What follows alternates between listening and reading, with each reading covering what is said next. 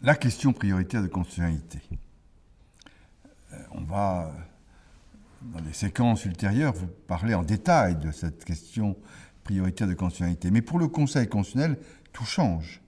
Jusqu'à présent, nous n'étions saisis que d'un contrôle abstrait et a priori, c'est-à-dire avant que la loi ne soit promulguée, nous pouvions être saisis par le président de la République, par le Premier ministre, par les présidents de l'Assemblée nationale et du Sénat, ou par 60 députés et 60 sénateurs, avant la promulgation de la loi. Désormais, et c'est un droit nouveau qui est donné à chacun, c'est important, à l'occasion d'un procès devant une juridiction civile, pénale, administrative, vous pourrez, si vous le souhaitez, puisque le juge ne peut pas se saisir d'office, vous pourrez, si vous le souhaitez, de manière prioritaire, demander à ce que soit vérifiée la conformité à la Constitution d'une loi qui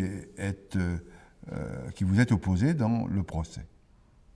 Alors, lorsque, par un mémoire séparé, vous aurez prioritairement demandé ce contrôle, l'affaire partira sans délai devant le Conseil d'État ou la Cour de cassation, qui regarderont très simplement si les conditions sont réunies. Quelles sont ces conditions ? Eh bien, naturellement, que l'affaire ou que l'article en question n'a pas déjà été jugé constitutionnel par le Conseil constitutionnel. Alors, on pourrait changer de jurisprudence en fonction des circonstances, si celle-ci avait changé, les circonstances de fond. Deuxièmement, il regardera si la question posée conditionne le fond du litige. Et puis, elle regardera le caractère sérieux de cette question. En tout, le Conseil d'État ou la Cour de cassation a 3 mois. Si elle juge qu'effectivement il s'agit d'une question importante, qu'effectivement cette question n'a pas déjà été jugée constitutionnelle par le Conseil constitutionnel, et si ça conditionne le fond du litige, alors il saisira, le Conseil constitutionnel sera saisi par la Cour de cassation ou par le Conseil d'État, et nous aurons un délai maximum de 3 mois pour rendre notre décision. Le Conseil constitutionnel, de ce fait, change. La procédure, elle est contradictoire, c'est-à-dire que, de manière dématérialisée, nous allons échanger les arguments des uns et des autres, puis il y aura le moment de l'audience, qui deviendra une audience publique. Les avocats pourront venir plaider s'ils le souhaitent, et puis nous rendrons une décision. Tout ça dans un délai maximum de 3 mois. Naturellement, on peut ne pas aller au maximum de ce délai. Si le Conseil décide que la question concernant l'article de telle ou telle loi n'est pas anticonstitutionnelle, alors rien ne se passera.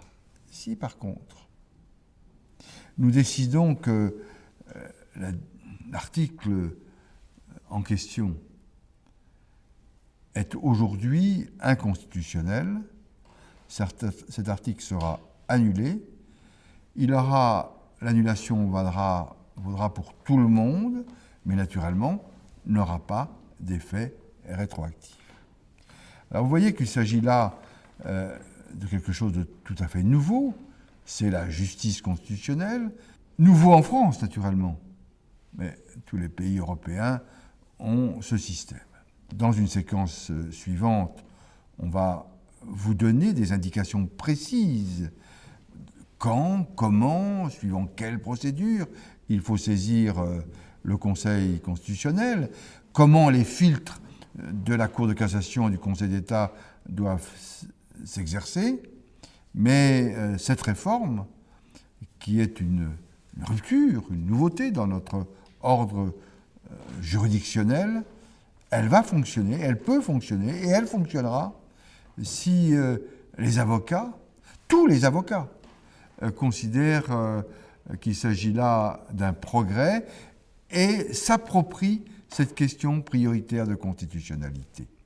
Elle aura pour conséquence de remettre au sommet de la hiérarchie des normes la Constitution.